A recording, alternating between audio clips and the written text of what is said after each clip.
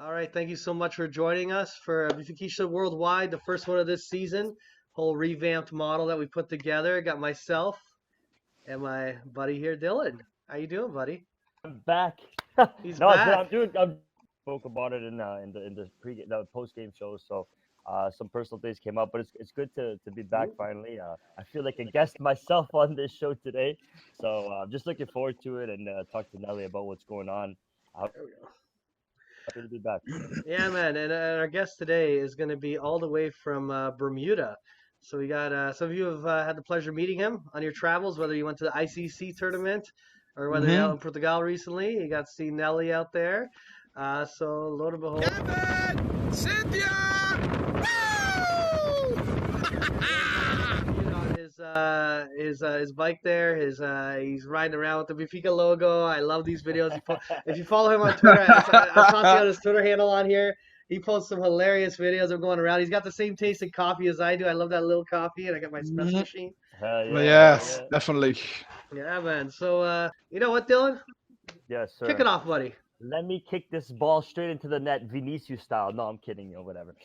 No, real shit. Listen, guys, another episode of the Benfica Worldwide. Nelly, man, I've been told that you are the number one Benfica in Bermuda, you know, and Okay. I heard that there's a large population there of Portuguese, which is awesome, Hmm. right?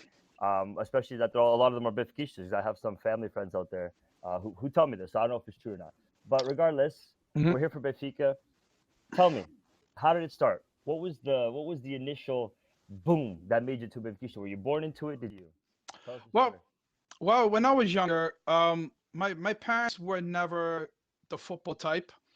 They were just a typical blue collar, working family, home, work. So I have three brothers. So imagine six of us in a two-bedroom house. I had to share a bedroom with three of my brothers. So that's pretty tight. So I got into Benfica with my uncle. His name is Mario, and Nice. so I got into Benfica with through him. I was about in my mid-teens, about 1995, 1996, when I was 15, 16 years old at the time. So back then, internet was just kind of new. So I got, through him, a lot of the conversations. He would go to the local club, which is called Vasco da Gama Club here in Bermuda. And, we'll watch a couple games. If the games are on RTP International, which we have that channel here, we'll watch those games. But if not the local club here and watch it through that way. So that's how I got started, and I've continued to follow it, watch it. Back in, I would say 1999 was when I finally got internet, so it was easier to follow, to read up on, to watch highlights and Right. stuff like that. So that's where it pretty much started. So not to give away any ages, but I was born in '94. So Oh, that's, jeez. Yeah, Dylan's the youngest one in the crew on I'm the a show. child. I'm on the further end though. I was the earlier Uh, '80s myself when I was born. So Okay. Yeah, cool. I was born in 1980, so that's 39 years now. There we go. Yeah, so kind of That, very similar. That's pretty cool. So, yeah, when you got into Benfica, was there let's say originally, was there something that like popped out to you when you first started following the team? What was the kind of like your initial like the first early years like? Around that time, it was basically, like I said, around that time, a lot of Portuguese people in Bermuda were Benfiquistas. So it's such a heavily influenced. If you don't know what club to get into, you're following someone else like Michael, for example. It was all Benfica. Back then, the following for Porto, FC Porto, wasn't even as large as what it is now. So I would say around that time, the players that I grew up watching were guys like Michel Prudhomme in the goal and João Villa Pinto in midfield, are like the two early days of my following right there. And then I just followed on and on and on from that timeline onwards. those were the years that Manish was also. I'm just looking at the squad in the '95 area. Manish, when he was at Benfica, Helder, Hmm. wow, nice names on there, man. João Vieira Pinto, Paul Yeah. Bintu. Is that the same Paul Bintu? No, it is. I didn't even know he played for Benfica. And that was around the time Rui Costa played as well. And I think he just got transferred to Fiorentina not too long after that. Was he? I'm just trying to see. Was he before '95 or after '95? Which one, Rui Costa or? Yeah. Yeah, Rui Costa. Rui Yeah, Costa. no, he was. I remember it was like mid early '90s. He was a young guy, Hmm. and then he went to Fiorentina. But yeah, he had like a little stint with us for a bit before he went off and 94, 94. So he 94. left 94. That's what it was. Yeah. Okay. Very cool, very cool. And we saw some of the photos on your timeline. You went to the ICC championship. You got to see the But, Jersey game. yes, that was great.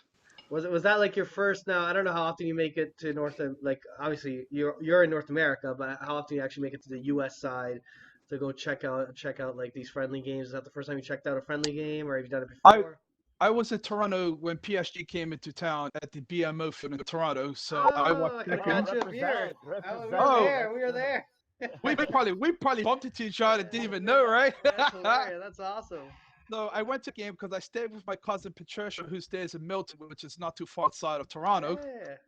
And we went to the Toronto FC Philadelphia Union game prior, and then we hung around to Benfica PSG game. So that was my first time watching Benfica.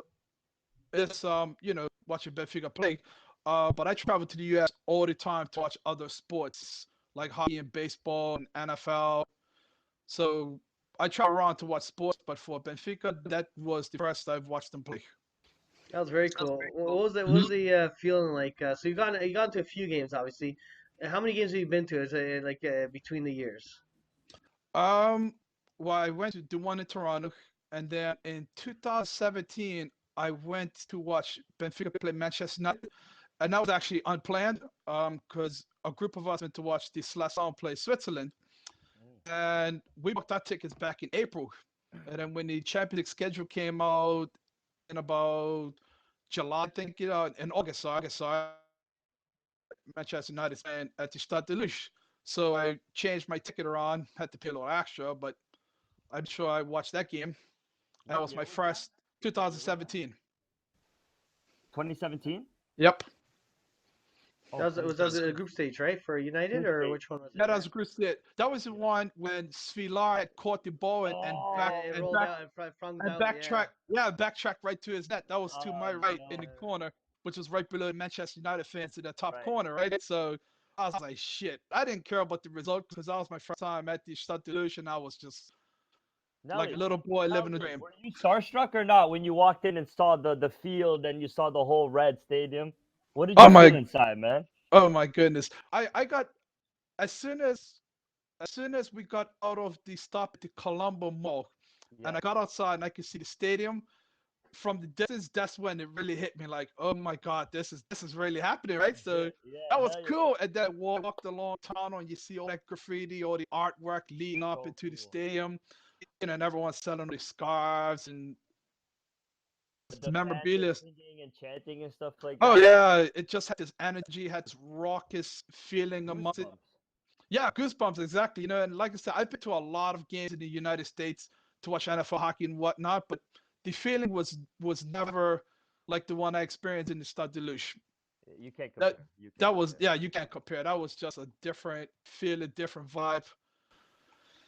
So Even when you walk through, as soon as you see that field and you get that, you start seeing the fans fill up the stadium. Like you can't compare. oh yeah. I know there's stadiums for football in the states where they carry 60, 70K people, but Hmm. it's still never that same initial, wow. You see that green grass. Oh yeah, yeah. It's starstruck. You know what I mean? You're in awe. You're in awe for a couple I mean, minutes. yeah, exactly. I've been to FedEx Field in Washington to watch Redskins play, and that's about, if it's full, it can get to about 80,000, 90,000, I think it is. Wow. But even a 50,000 Stade de Luce stadium is still more electrified than 80,000 stadium in the NFL. Yeah, it's something about like the fans, the clacks chanting, Hmm. just the vibe outside before the game, and then Yep. when you enter, and then when the game kicks off, and the jumping and the flares, Hmm. and it's all that commotion and feel. Because I've been to living in North America. We get a lot of those different flavors. You get baseball, NFL, Yeah. basketball, Yeah. things of sort, Basketball, hockey. hockey, everything. Yeah. And all good teams, good sports to watch, but there's just something electric or something. It's goosebump, goosebump feeling in a sense when you walk into Hmm. that stadium, and it's just, I don't know. It's the greatest feeling for me, man. Of any sports stadium to go into, um, to track back, going back. Okay, so obviously as Keisha's over the years, we start picking up paraphernalia, start picking up little coffee cups, things of the sort, Oh yeah. Oh yeah. jerseys, things in a bit. And I always get curious when people first got their first jersey. Oh, you got a band. That's pretty cool. I like Hell that. yeah. But when you got your first jersey, when did that happen? That happened in the '90s, or was that like along the way, or? The first jersey I got was it was in the 90s when we were sponsored by Tassau. Yeah. I'm gonna guess I'm Wow. gonna guess it was around 1996, maybe 97. And the jersey I got was one old yellow with the red stripe coming on the shoulder and the Talasau. That was my first ever jersey in '97. I don't even have it now because I don't even know where it's at. That was so long ago. What year is it? I'm just trying to search it up I'm here. gonna guess 1997. That's my rough guess. 1997. It was the Jersey, you home said? kit. The home kit. No, it's an alternate kit. Oh, the white Oh, one. Is it the white one with the no, string? yellow. No, it's a Yellow. yellow. It's a yellow with the red. The yellow one. Wow. Oh, okay, That okay. is goddamn ancient, bro. Yeah. So that was my first ever jersey. And I at that age I really didn't do a lot of jersey collecting. One because they didn't bring out jerseys every year like they do now. Money wasn't as flexible back then. I was still living with my parents. I didn't have a job back in 1997. My first real job came in '99. Uh, I worked at a butcher shop at a local supermarket here, and you know, probably about shortly, I say a few years after this, when I started collecting little knick-knack things, little coffee cups, or I'm looking at like my stand over there, the little freaking telex with the freaking penis and the other side balls hang out, and just just I started love collecting that shit, right? So, Hell yeah. that. and then I would say about 10 years ago when they started bringing out jerseys every year, I just started making a collection of just everything from jerseys to shirts to like this is just a training top here Yeah. to hoodies, hats, just you name it, man, just all sorts of stuff. Scarves, all sorts of different scarves, championship scarves and just regular scarves, stuff like that. Crazy. I wanna ask you just because I'm running out a little bit of time, so I kind of want to get just your thought on Yep, this. sure. You started following Benfica more when internet was coming around, so like the late '90s, right? Hmm. Okay, at that time when you were following, and the team was comprised of whatever players and their style of play. Obviously, that era was a little tough for Benfica. Right. Um, compare that with today's team. Pretty much Where do you the. think we've come? Are Do you you think talking about we've like come? this year or this like You know what? I'll give term? you 3 years, like these past 3, 4, 5 years. So let's like that. Where do you see has the team come? Are we better? Do you see us going further? Are we on the right direction? Should we be more elevated? What's your opinion? Just a quick take on the team compared to when you first started following as a fan, as a Right. supporter, I should say. I think the whole complexity of the team now is much better, and I think a lot of it is based on the training facility in Seychelles. We actually have a proper youth academy now. And it's in different phases from like the under 23s, the under 19s, and it just goes down to as deep as the under 8s. Back in those days, we really didn't have the club was just run different. It was based off a lot of imported players, and you just had to buy here, buy there. We didn't really have a lot of youth talent coming up. Like I said, Jean-Pierre Pinto, Rui Costa, that was just a couple to name. Compared to where we're at now, we think the future looks so much better as we see players come and go, and then the more players still to come. So I just think it's completely different, and I think it's better now than what it was before. So Sorry. right now, I just I feel more confident in next year and years to come than what I did back in the 90s, even even early 2000s. Just because you have a foundation, it just builds for a better future. One question. Nowadays, as we know, monetary. I mean, money has come a long way in football. I mean, you compare money in the 2000s versus money like it's just now That's it's madness. it's a handful of teams that are backed by these billionaire companies owners that is just there's almost no winning, you could say. Yeah. Now you said obviously the team has gone in the right direction, and no doubt about it, I agree. The team looks great. Starting from the top, I think president. Obviously, there's room for improvement, no doubt about it, but it's definitely come in the right path. Compare now Benfica with the Real Madrids. We used to compete with them in the '60s. Now we can't compete with them. Do you think there's still a good trajectory headed in the direction for Benfica to attain the ultimate European glory and be a respectable club again? Not saying that we're not, but we're also not that same club that we were. Do you think that Benfica can still put up a fight with the big dogs betting on the youth, or do you think it ultimately comes down to having money and buying the right talent? I think money plays a big factor. I think in order for things to change, football as a whole has to change. Can we implement a salary cap, a money cap? Sure, we can. But as it stands right now, we can't compete. And when you look at our country versus the others, we still can't compete in that level as well. Right. So It's a tough situation, Yeah, because when you're watching, you start watching, you're excited, you see this team and the years go by, you get better and better. But then it's almost like there's this point where it's just like the teams with money just go up, and while we're still trying to, gradually get up there, it almost seems unfair per se. Yeah, exactly. And we've seen in the past 10 years how new fan bases have created through, say, like Chelsea, Manchester City, and then new clubs have been built, like Red Bull Leipzig, for example. All on money. All on money. FC Astana from Russia League. I'm like in the past Yeah. 15 years, new clubs have been built, new fan followers have been built through money clubs and these big oil investors and Chinese billionaires and whatnot to change as a whole for anything to change, really. I mean, we can do what Ajax did and just make a run with the core players they got. But when most of their core guys, is there sustainability with that? Right. Maybe not. So we may go on a good run in a couple years' time, but for sustainability, I don't think it's there. Yeah, man, it's like you were saying, the No, actually, trajectory. I know your takes. Your takes could take at least 3 hours. So Yeah, I can rant on this topic for a while. Yeah.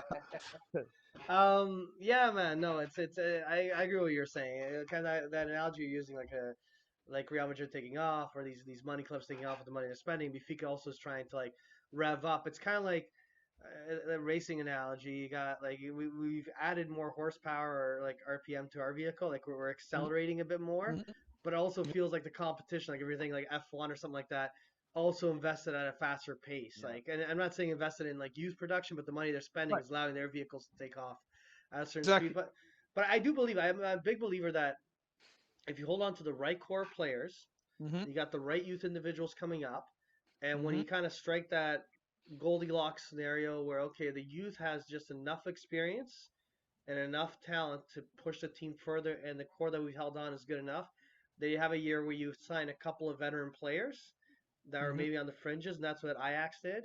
And you can go on a Yep. deep European run. And my belief is once you get to the basically the semifinals, quarterfinals, the Champions League. Really, the quarterfinals is 5 games away. You're Mm-hmm. not favorites, but a couple of lucky bounces, a couple right results. Next thing you're in the semis, next thing you're in the finals, and next thing you know you can anything's win, right? possible. Yeah, But, yeah. but you got to me, I'm a big fan of believing, and I think there's some of the right things going on. I just very recently, not to keep ranting, would be I think Mhm. the project is the right project that Lucio Vieira got the club on. I just don't Mhm. know if he's the one to get us over that hump in terms of how to reallocate the assets. Like if you look at, we got over 200 million sitting in the bank account right now. It's like trying Mhm. to figure out the game plan of how we take the club to the next level. It's no longer a money Let's issue because go. the money's in the bank. It's just Yeah. how do you spend it, right? Because we What's got a that lot of next cash thing? there. Yeah. Yeah. Yeah, I did want to shoot off one more question on the kind of on the same tone because we're talking about fan base and how they've been able to grow their fan base. What I'm always curious about different parts of the world. So obviously you got the Portuguese contingent out in Bermuda. I will make the Mhm. safe assumption that when you have a lot of Portuguese, you'll have majority Benfiquistas. Yes. How many do you find you get the odd like local Bermudian or local fan of the sport that finds an interest in Benfica, or do you have like a couple buddies that are like not Portuguese, but they kind of go, "Oh yeah, you like Benfica." They've because of you, they've caught an interest, and they kind of like a passive Benfiquista, or kind of a in Benfiquista in training. Like, has any of that kind of taken hold in it with some people you've met? No, not really. I mean, Bermuda is still a British territory, so everyone here is EPL fan. Everyone here is United, Chelsea, Liverpool, City, you name it, name it. And the Portuguese league doesn't attract anyone. Um, you'll have a lot of people here that will be even like Barcelona or Juventus or Real Madrid fans based on players. But as far as Sporting Porto Benfica, the local following here is it's like slim to none. So it's very hard to get coverage. Kind of like I find here in Canada on our side, Mhm. EPL again, former British colony. You get all the coverage on EPL. In recent years, it's really, I'd say in the last 5, 8 years, you've seen more Serie A, La Liga. You're starting to see more diversification in the coverage, but Mhm. still a very biased EPL kind of leaning, which I get. It Right, makes sense. It's right. the players again, things of sort. I mean, they Um, have all the TV and all the major sponsors. exactly, Makes a big difference. and it's the English league for the English speaking countries, right? Like it's as even if you look at La Liga for all the amazing talent they've had in recent years and continue to have, Hmm. it's Hmm. fun to watch, but it's easier to associate with an English speaking club because you're in an English speaking nation, right? Right. Very good.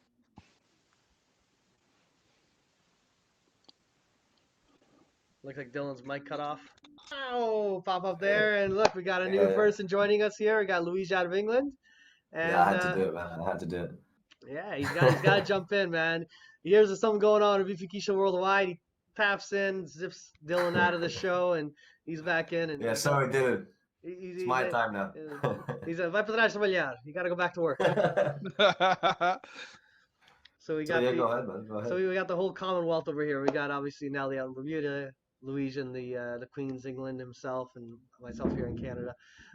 We only got the one individual missing is Alex out of the U.S., but they did kind of chase the redcoats away, so that's why he's not involved in the redcoat version of the worldwide. But yeah, let me just quickly jump into the next thing here, real quickly. Just give me 2 seconds.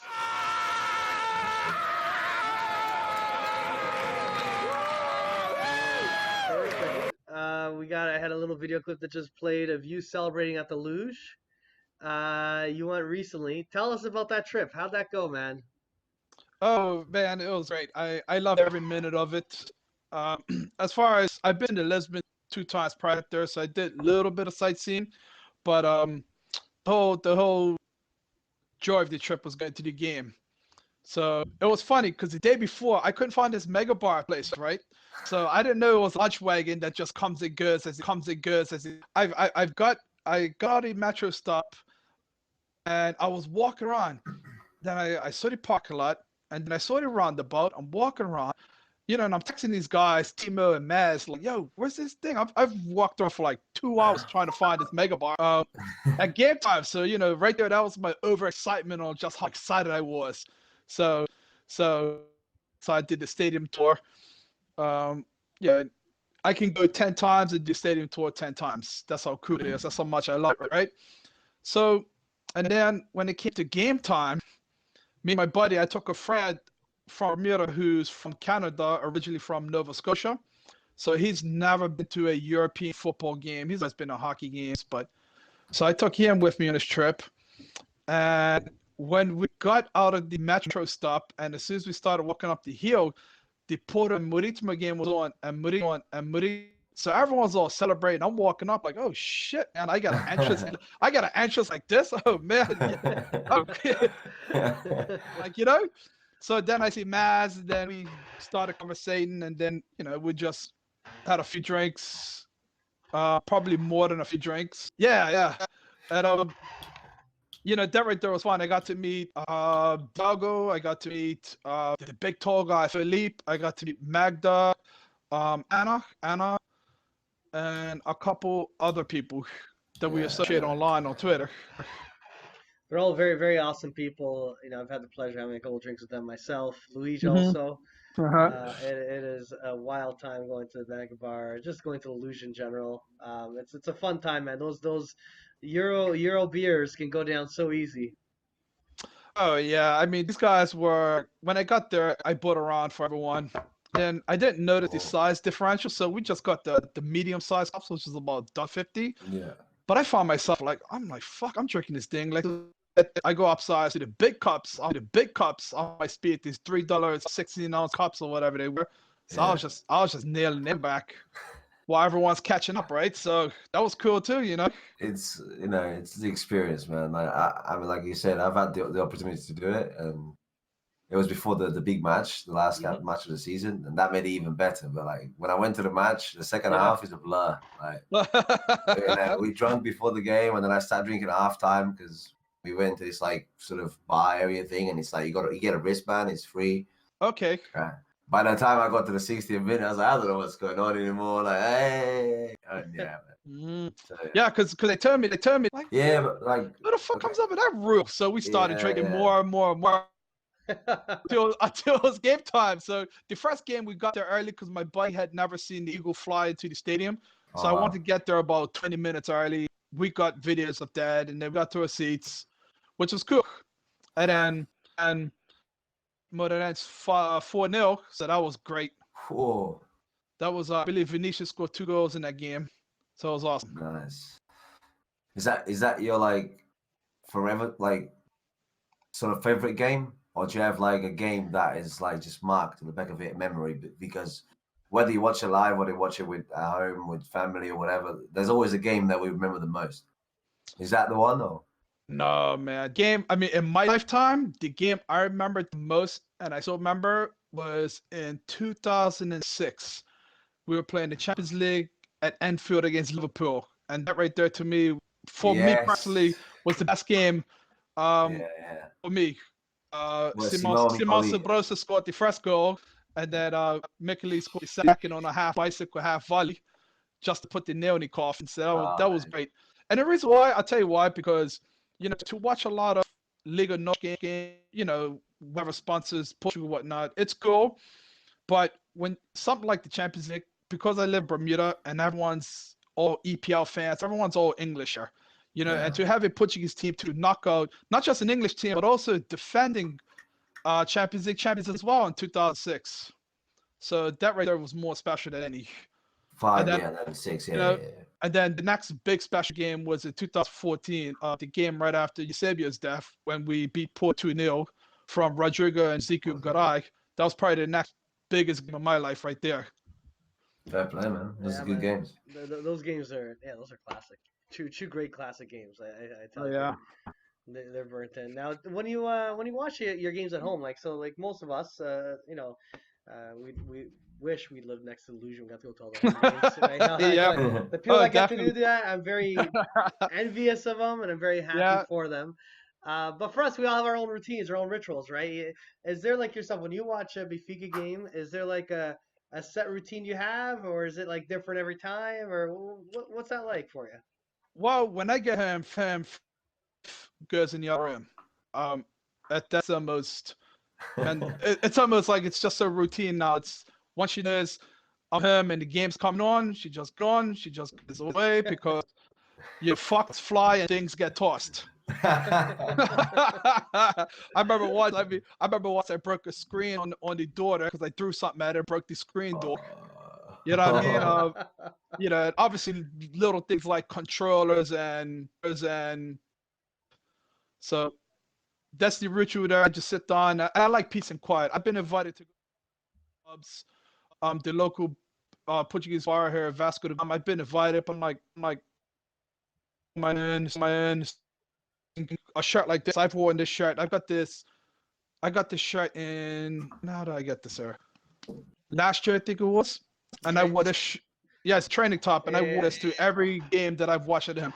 Now, there's some games where I'm at work, so when I'm at work, I bring my tablet and I'll watch it at work. But the home games, it's me and my wife. She could take her cat in the other room too. I just stay there for 2 hours. You could come up to breathe when it's half time, but that's about it. If you don't do something that you think that if you do, you're gonna bring is bad luck. Because I'm just asking because I have that. I'll tell you one thing. Up until this year, I never talk between games. Like years ago, I met most of you guys just within this past year. Even on my Facebook page, I don't send out messages. I don't really like to talk during games. I just want peace and quiet. I just not comfortable. Up until this year, when I see everyone tweeting, I'm like, all right, I'll join some tweets like, oh man, Safavic missed another open netter, or just. But prior to this year, I never talked in between games. I never sent out messages. My WhatsApp blow up. I just turn my phone upside down and don't even look at it. Right. Because it blows up like mad. Like my brother lives in Scotland now, and all he wants to do is talk about it. I'm like, dude, watch the game. We'll talk afterwards. You know. Well, the challenge also for me is like there's a slight, depending on your feed or everyone else's feed, there's sometimes like a slight delay. And the one thing that'll set me off, and I'm always yelling at my missus, is she likes to leave her notifications on and stuff. But like there's a certain sound that I know is the live score app on her phone. Mm-hmm. So all of a sudden, like you're seeing a play build up, and you're like, I wonder if this is gonna lead into something else, and say beep beep beep, like all of a sudden as if someone scored. I'm like, it's like you're spoiling it, because it's like that 10-second difference. Like all of a sudden there's a bunch of beeping going on. I'm like, oh, something's happening, either a nasty foul, a goal, or I'm like, no, I like to live in the moment. I don't want to like all of a sudden feel like there's something coming up. I want to feel the build up, not have that build up stolen from me. You know what I mean? Well, exactly. Like for example, yesterday's game, in the WhatsApp chat, when Vinicius scored and the wife didn't even know what's going on, and she's like, oh, I'm just catching the who got the yellow card? The Middleton player Rene got a yellow card. I'm like, oh shit, you're like 3 minutes behind, girl. All right, I'll keep quiet there, you know, because it would be pain ass. My brother does the same exact thing. He'll say go, and he has a different feed than me. I'm like, fuck, I feel like throwing my phone now, even though we scored, right? Yeah, so that's pretty cool. It's out of curiosity for your missus. Is she does she kind of follow it a little bit with you, or is she just kind of this? She's like, you know what, this is your world, you live it, and I'm not going to interfere whatsoever. Or does she like, if she kind of in tune, if Benfica's doing well, she's well aware of it. If they're not doing well, like how in tune is she with the whole? She had a clue, none. I mean, she's American. She thinking about football or soccer. She just. No, she's not attuned to any of that stuff. When she sees it on the TV, she'll just go in the other room. She just nurse. But she at least she gives you the freedom to go and enjoy it. It doesn't kind of like block you, which is good. Yeah. Oh yeah, most definitely. Like each Saturday, like a lot of p.m., which is 1 p.m. in Canada, and in the East Coast. So. And once she sees me, I was like, all right, well, the game's on. Room, watches her shit, and then I'll just go back work. So she has no very list. She doesn't really know what's. You know, it's kind of odd because when in March, the last song played, she asked me for a okay, whatever. So I got her one.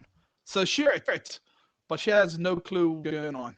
So about like Bermuda Bifikishas that you love to share, like anything unique you find that comes out?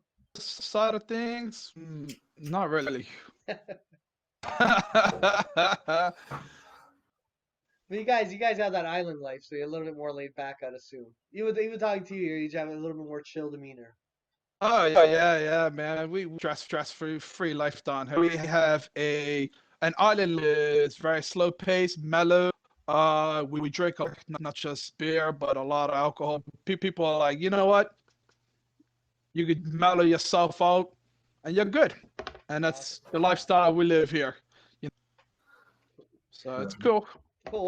One more last thing before we kind of wrap it up. Didn't ask you this, and I always love asking this one. It's like a two-parter, really. On the favorite player category, individual, let's say that you really like today, and then historical individual that you've either enjoyed watching or someone that like what do you say the two top guys are, but one currently and one in the past that kind of go as your kind of individuals that stick out to you.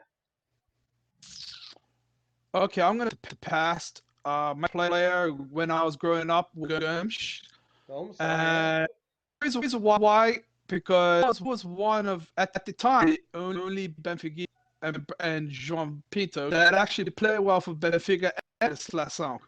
So I really know Gomes as most skilled, most player, but the boy worked and he just did his job efficient. For both and the Seleção. He also wears number 21. So that's good. Yes. So I got something to do here. In 2000, this was my Seleção. Yeah, 21, man. Fuck yeah. That's You know, Luigi's favorite number is 21. You gotta. That's my number, man. That's his number. He loves it. That's a good number. That's my missus number also. I- 21. And that's why you see me now when I got your name on it. That's my favorite That's number. it. So maybe was always had that for as far as current players this generation of God. To pick out a personal favorite, I'd probably say Nico Gaetan out of all of That's pretty cool. them. And Gaetan was pretty unique for Benfica. He was a man of clutch. He ordered big moments. I still remember the goal that he scored at the facility run against Atletico Madrid. We won that game, and then we to the round of 16 against Zenit. We also won that game. Yeah. Won that tie. So Nico Gaetan was probably my favorite in this channel. Yeah. Would you take him back? Because I know his contract is ending. Would you take him back? At the age of 31, probably as a full-time player, I don't know. But it's saying that the journey, if you got 31 and he basically a late 31. So yeah, considering that we're more injuries we've ever had, with especially going down long term. So we can a bit more depth. Not to say Franco Cervi can't go, but another left player would help. Yeah, sure, I'll take him back. Yeah. You just made me feel really old right now because Oh, you said Nico Gaetan's 31. And I'm like, nah, he's a young kid. He's still a young kid. And all of a sudden, as you're talking, I think I peek out my phone, like, damn, he is 31. It's crazy. I remember this was talked about, and someone had met. Jonas was 31 when contract ended at Valencia. No one. So I'm like, so then turned to be a great for 3 years. Still offer. So especially his league, he's something to offer. Yeah, I'll take him back. He may not be an impact starter, but 20 minutes, half hour game, he could something. That's awesome, buddy. I gotta say a big thank you for joining us, Luis. Did you have any other questions you were curious about by chance, or? no, that was it, man. The game, and yeah, if there was anything that he did before the game or he didn't do before the game. We got that covered off. Yeah, that's awesome, man. Yeah. I do want to say one thing though. Yeah. When we went to Jersey to watch Benfica play Fiorentina, I was looking forward to meet the one person to meet since I met online, which and that's a cool story though, because I was sitting in the on the fresh corner on a flag. Yeah. And I see Odysseus, he's finish up his warm-ups, and I saw he has his gloves into the stands. And I just happened to look, sunglasses up. I was like, what the? I knew that guy, right? So I can see Timo from a distance at him, but he can't hear me.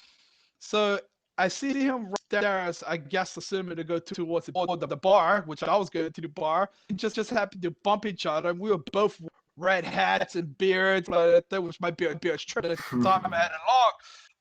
So I met her, and that was great, man. Kicked it off, and I bought him a beer, and he went to eat. And after the game, to his car, he had more than to finish all of it, but he just had too much. But he has stuff from, so he knew he couldn't like really go. So meeting Timo in Nuju was great. I mean, it just made that game even much better. And that's the funny thing with the online community is as time's gone on, myself years back wasn't as active as online as I've been, let's say, in the last, let's say last 10 years, maybe, if not a bit more. But either way, it's funny when you kind of travel, you go to games or you go to places and you bump into people and they, I know that guy, or they come to you and they go, hey, like we have like a local Canadian soccer league, and I had an individual come by and say, oh, I watch your show every so often. I'm like, oh, that's cool. It's awesome. It's cool to like bump into people and get to know people. That's how I got to meet Luigi and many others. I like, if it wasn't for these online connections, I wouldn't have found myself in California last year, having some beers with Alex and watching a game with him. Right? It's and Timo's a good guy, man. I've had the pleasure of meeting Timo many times. He's come up to visit us up here in Canada. We've gone down there. We make it's become an annual pilgrimage now for these games, whether it's in Canada or the U.S. As long as Benfica keeps coming, we'll keep getting together. And so my hope is next time we have the ICC, if hopefully we can time it where I can grab you a beer and catch up with you, right? Because I was joking when we were chatting, like, with this ICC tournament, it felt like we were crossing paths without seeing each other. I'm seeing your photos. I'm like, oh, shit, that's hilarious. He's not that far away, but it's after the fact I'm noticing. And then I see you at the Mega Bar with Pete and everyone else that's there. I don't want to admit that as well. He was cool. We went to the basketball, Benfica play Sporting, and we saw as well. So that was also. Yeah. But I would love for next year to come back to the ICC Toronto. Then we'll meet, and everyone will come for that. You know, Walter and even the fella like Kevin from Montreal, from Massachusetts will come up as well. That'd be great. Yeah, that'd be sick. It's a great community, man, and I love, man. It's people like you and everyone else that makes it amazing. It's a friendly community. It's everyone's out to have a good time and enjoy themselves and just enjoy Benfica, everything about it, right? Cool. Thank you so much for joining. Buddy. I look forward to putting up this video when you guys get to check it out. We're kind of revamping the whole format for Benfica Worldwide. This is the first time we've done one in quite some time. We're cleaning it up. We're getting better with the video production things of sort, and we're gonna have a bunch of them coming out, like a series of them. And we'll try to release them throughout the holidays or just before the holidays. Give you some, little jingles with the Benfica time. It's always joyful. I need something to watch the holiday in Pittsburgh with my in-law to be entertained, right? And it's gonna be cool. So I hope it snows. Awesome, buddy. Thank you so much. I really appreciate you tuning on, buddy. Yes.